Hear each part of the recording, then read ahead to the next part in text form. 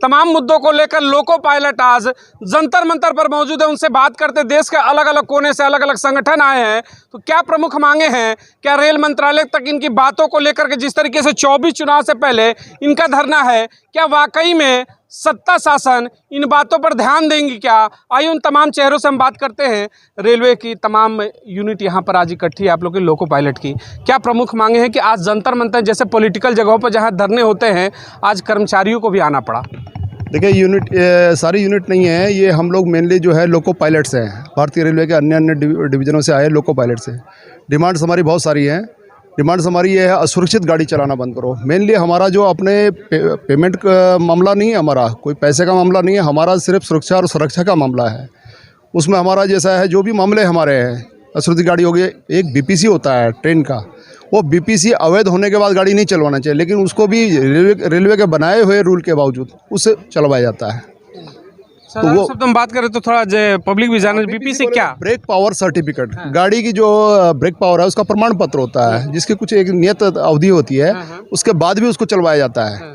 Number देके या किस तरह उसको अटेंड कराने के बजाय उसको करके, यानी मेंटेनेंस की अगर बात करें तो आप कहना चाहते हैं मेंटेनेंस के लापरवाही?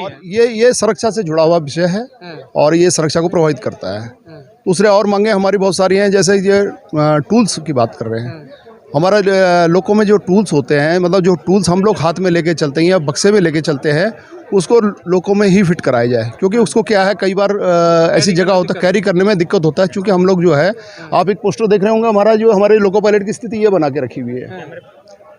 तो उसको हमारा कहना है, इसको आप जब छोटी सी गाड़ी में, कार में या ट्रक में या किसी और वाहन में जब टूल्स रखा जाता है, स्कूटी में रखा जाता है, तो क्यों नहीं हमारा जो ट्रेन आई है, हमारा इंजन जो है 12 करोड़ का, 20 करोड़ का, जो भी आप बताते हो, उसमें क्यों नहीं आप जो है उसमें प्रोवाइड कराते हैं? छोटी सी चीज़ है। छोटी सी मांग को लेकर समझ में नहीं आ रहा कि रेलवे कहते हैं कि मैं डेवलपमेंट करते हैं। और बता रहा हूँ मैं, मांगे बहुत छोटी छोटी, लेकिन इसको डिनाई किया जाता है, और आज से नहीं, ये वर्षों से डिनाई किया जा रहा है। दूसरा हमारा ये है, देखिए आप कार में है, जैसे एसी लगा रहता है, लेकिन हमारे लोगों में आज भी एसी नहीं लगा हुआ है। परिणाम ये है कि पसीना बाहर का टेम्परेचर जो है, अगर 40 है तो हमारे लोगों, कुछ लोगों हमारे ऐसे हैं भी उसमें 44 से 45 टेम्परेचर होता है, और पसीना आदमी का सूखता नहीं। वो अपना ध्यान पसीना पहुँचने में लगाए या गाड़ी चलाए, और उस वजह से उसको जो है शिथिलता आती है ड्यूटी करने में। तो वो शिथिलता ना है, हमारा मामला जो है सेफ्टी से जुड़ा हुआ है। आगे ये है, एक तो हमारा मामला है, एक जो कर्मचारियों को जो इन्होंने 2004 के बाद जो नई पेंशन दी है, जिसमें कि 30-35 साल आदमी काम करने के बाद भी उसको बिल्कुल जो शेयर मार्केट में जो आधारित व्यवस्था है, उसके आधार पे उसको पेंशन मिलेगा, वही देंगे। सरकार का कोई लेना देना नहीं। 1000 रुपये, 1000, 1500, 2000 इस तरह का पेंशन बनेगा। जो आदमी 30-35 साल जो काम कर रहा है, अगर वो 1000-1500 में क्या करेगा वो? तो ओपीएस सबके लिए लागू हो। प्राइवेट गाड़ियों को लेकर के कि वंदे भारत और तमाम ऐसे प्राइवेट सेक्टर की जिस तरीके से रेलवे में एंट्री होती है, विपक्ष भी हमेशा हमलावर रहता है, क्या वाकई में समस्याएं खड़ी हो रही है प्राइवेट सेक्टर का एंट्री करने से रेलवे में? हाँ, रेलवे में निजीकरण और रेलवे पहले से बड़ी, जब इसमें 22 लाख कर्मचारी थे, तब भी रेलवे बहुत अच्छा चलती थी, प्रॉफिट में रहती थी। आज जो है कर्मचारी कम करने के बावजूद बोलते हैं कि रेल घाटे में है। कैसे घाटे में है? क्या आंकड़े दिखाए जा रहे हैं?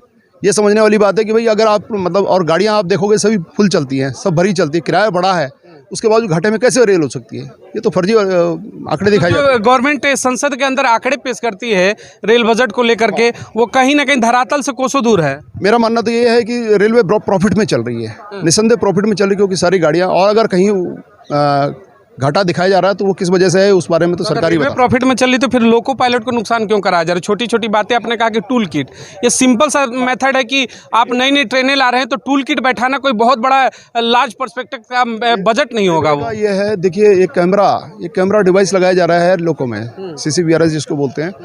आपको जहाँ लगाना है वहाँ लगाओ, आप लोगों के हेडलाइट पे लगाओ। यदि सामने एक्सीडेंट हो रहा है, किस वजह से हो रहा है, सामने क्या आ रहा है, लोको पायलट क्या कर रहा है। आप लोको पायलट अगर टेढ़ा बैठ रहा है, थोड़ा सा सुस्ता रहा है, या मतलब शिथिलता हो, जब आपने 12-12 घंटे उससे काम ले रहे हो, यदि इतना, जब आदमी 12 घंटे, किसी भी आदमी की कैपेसिटी नहीं है कि 4 घंटे से ज़्यादा एक मतलब अटेंशन में बैठा है। एक सवाल उठता है, इन्होंने कहा कि कैमरे इसलिए लगाए जाते हैं कि आप ड्यूटी के पीरियड में कहीं आप सो नहीं रहे हो, कि रिलैक्स मोशन नहीं, मेरा कहने का मतलब कि रिलैक्स मोशन में नहीं हो। देखिए एक सवाल ये उठ जाता है, सवाल देखिए उसमें ये उठता है कि आप कैमरा उसके लिए लगा सकते हो, लेकिन उसमें एसी की व्यवस्थाएं नहीं कर सकते, उसमें टूल किट के लिए एक स्पेस नहीं दे सकते हो, और सबसे बड़ी चीज़, मोस्ट इंपॉर्टेंट रेलवे विभाग का, कि उसकी मेंटेनेंस अगर ब्रेक सही टाइम पे नहीं लगा तो जाहिर सी बात है कि एक्सीडेंट होने हैं, तो वो नहीं लगा सकते, लेकिन कैमरे लगेंगे, क्या कहेंगे? देखिए, इनवैलिड ब्रेक पावर की जहाँ बात आती है, अधिकारी हो या कर्मचारी हो, यदि उनके गाड़ियों के ब्रेक पावर कमज़ोर हैं तो क्या उस गाड़ी में बैठना पसंद करेंगे?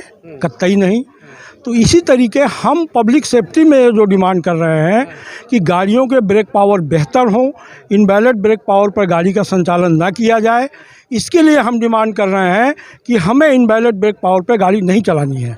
दूसरी चीज़ जो आती है सीसीटीवी कैमरे की जो बात है, निश्चित तौर पर कैमरा किसी भी व्यक्ति के लिए निजता का हनन है। उसका कैमरा जहां लगाया जाना चाहिए वहां नहीं लगाया जा रहा है, लेकिन जहां दो व्यक्ति एक कैब में काम कर रहे हैं, जहां सिंगल व्यक्ति वर्किंग कर रहा है, सिंगल मैन वर्किंग कर रहा है, वहां पर आप कैमरा लगा रहे हैं और गाड़ियां आधे आधे घंटे एक एक घंटे तक अगर खड़ी हो रही हैं और वहां अगर कर्मचारी 2 मिनट के लिए इधर से उधर हो जा रहा है तो आप उस कैमरे को देख करके कर्मचारी को प्रताड़ित कर रहे हैं।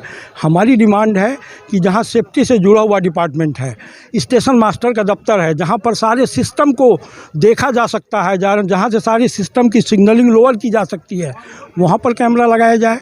लोको पायलट की जो कैब है उसमें कैमरा लगाने की बजाय बाहर की तरफ कैमरा लगाया जाए। तो इस सिस्टम को इम्प्रूव ना करते हुए रेलवे बोर्ड ने इस चीज़ को पूरी तरीके से लोको पायलट पर केंद्रित कर दिया है। आज लोको पायलट के ऊपर केंद्रित कर दिया है कि सारी घटनाएं लोको पायलट पर हो रही हैं।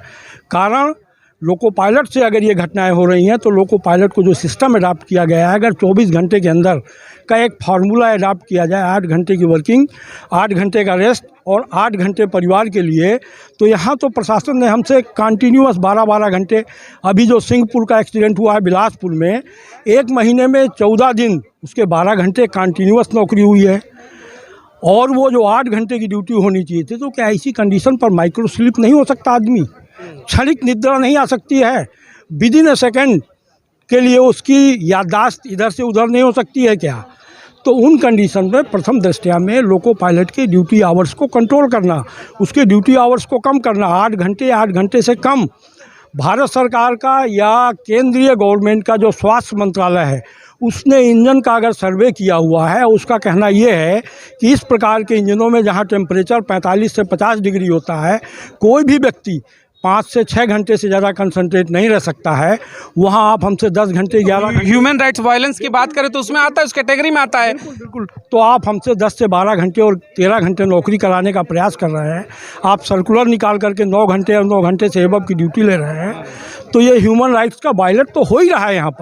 यहाँ वास्तव में जो ड्यूटी आवर्स हैं उस सर्कमस्टांसेस पर, उस पर्टिकुलर एरिया में जहाँ पर लोको पायलट बैठता है, अगर टेम्परेचर 45 से 50 है तो बात करें तो आपकी संख्या पूरे देश में लोको पायलट की लगभग क्या है? लोको पायलट लगभग 75 से 80 हज़ार है लोको पायलट। जी। क्या कभी आपकी पूरी यूनिट ने इन बातों को लेकर के बड़ा कदम उठाने का प्रयास किया रेल मंत्रालय से लेकर के, या फिर इस तरीके का कि भाई हम इस कंडीशन में काम नहीं कर सकते हैं? हम लोगों ने कंटिन्यूअस धरने दिए हैं और लगातार प्रोग्राम किए हैं।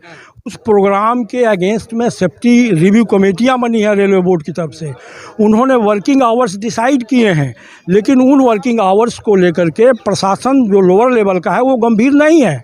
उन्होंने एक लेटर निकाला 2016 में RB 143, उसमें क्लियर संज्ञान में लिया कि इनकी ड्यूटी 9 घंटे से ज़्यादा नहीं ली जाए, इनको हेडक्वार्टर में 16 घंटे का रेस्ट दिया जाए, आउट स्टेशन 8 घंटे का रेस्ट दिया जाए। चीज़ें फाइलों में है, सारी चीज़ें फाइलों में है। रनिंग रूमों में जहां हमारे रहने की व्यवस्था है, उन्होंने आदेश किया कि इनको 2 कमरे का 2 बेड का रूम दिया जाए, लेकिन आप देखेंगे रनिंग रूमों में 8-8 बेड एक रूम में लगे हुए हैं। एक कर्मचारी आता है और एक जाता है, उसको कंप्लीट रेस्ट वहाँ पर। ये मैं रेलवे को कर्मचारी हैं, एक सीधा सा सवाल उठता है कि देश में जब भी ट्रेन हादसे होते हैं तुरंत रेल मंत्री फौरन पहुंचते हैं, हमारे माननीय प्रधानमंत्री भी ट्वीट करते हैं और फिर वही आंसू बहते हैं, जिन्हें आप कहें कि शायद घड़ियाली आंसू कहूँगा। क्यों कहता हूँ घड़ियाली आंसू? कि इन्होंने कहा कि जो ब्रेक सिस्टम होता है उसकी रिपेयरिंग जब तक बेहतर ना हो ट्रेन आगे नहीं बढ़ेगी। लेकिन लापरवाही देखिएगा रेलवे का, और दिल्ली के जंतर मंतर पर विभाग के कर्मचारी ही करें, बिना मेंटेनेंस के उन ट्रेनों को आगे बढ़ा दिया जाता है। मैं पूछना चाहूँगा कि DRM जब निकलते हैं चेकिंग के लिए, क्या वैसी ट्रेनों में बैठना पसंद करेंगे? क्या देश के रेल मंत्री क्या वैसी ट्रेनों में बैठना पसंद करेंगे जिसकी मेंटेनेंस लो हो? नहीं बैठेंगे। लेकिन समझिएगा, हरी झंडी हम दिखाते हैं ट्रेनों को जा करके कि हमने वंदे भारत चलाया। वंदे भारत चलाए या ना चलाए, लेकिन जो ट्रेनें आम पब्लिक के लिए चल रही हैं उसमें सुरक्षा कितना जरूरी है, उसमें सबसे बड़ा खिलवाड़ रेलवे प्रशासन के द्वारा किया जा रहा है।